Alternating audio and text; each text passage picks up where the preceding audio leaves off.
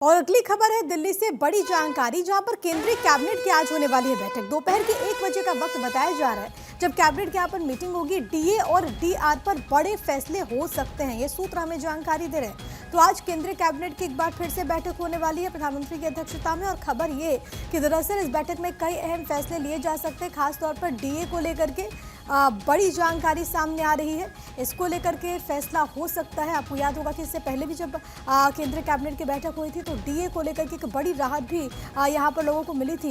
लेकिन सबसे बड़ी बात है कि आज भी बड़े ऐलान संभव है। ये इस वक्त की बड़ी जानकारी है जो कि आपको हम बता रहे हैं। आज केंद्रीय कैबिनेट की बैठक दोपहर के 1 बजे होने वाली है।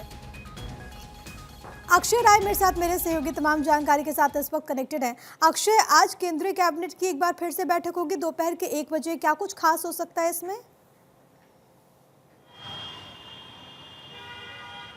देखिए, ये कहा जा रहा है कि संसद भवन में ही बैठक बुलाई गई है। 1 बजे बैठक होगी। प्रधानमंत्री नरेंद्र मोदी की अध्यक्षता में बैठक में डीए और डीआर को लेकर के फैसला लिया जा सकता है। ये सूत्रों के हवाले से खबर आ रही है, क्योंकि ये माना जा रहा था कि होली से पहले इसकी घोषणा हो सकती है कि लेकिन उस समय नहीं हुआ था। लेकिन अब सरकारी जो संगठन हैं वो उम्मीद कर रहे हैं कि अब सरकार अब ऐलान डीए और डीआर का कर सकती है। ये माना जा रहा है कि 2% के आसपास का डीए बढ़ सकता है। अगर ऐसा होता है तो 2018 में ऐसा हुआ था जब 2% बढ़ा था, और उसके बाद 3% बढ़ता रहा है। तो उम्मीदें तो सरकार से यही सरकारी संगठन कर रहे हैं कि जो डीए में बढ़ोतरी है वो निश्चित रूप से 3% होगी।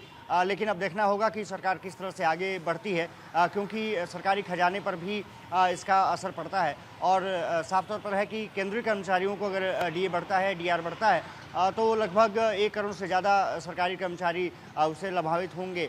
कहीं ना कहीं अगर देखा जाए तो निश्चित रूप से 55% अगर 2% बढ़ता है तो 53% अभी तक है, वो 55% हो सकता है। तो उम्मीद जताई जा रही है कि केंद्रीय कर्मचारियों को आज एक खुशखबरी मोदी सरकार दे सकती है, जो कि ड्यू था, क्योंकि रिवाइज होता है जनवरी में, पहले रिवाइज होता था, उसके बाद जुलाई में 2 बार ये रिवाइज होता है। तो ये माना जा रहा है कि अब जल्द ही आज की बैठक में मोदी सरकार ये घोषणा कर सकती है। अक्षय, क्या इसके अलावा भी कोई क्षेत्र जिसको राहत मिलने की उम्मीद, इसके अलावा भी क्या कोई और प्रस्ताव?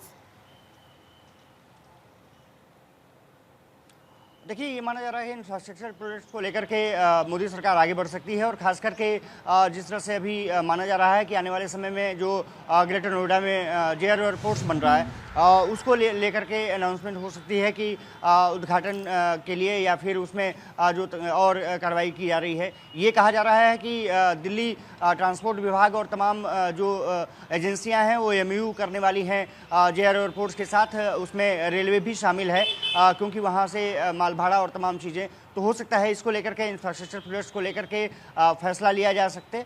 और ख़ास करके रेलवे के बारे में ऐसी सूचनाएं आ रही हैं कि उस पर बड़ा फैसला हो सकता है।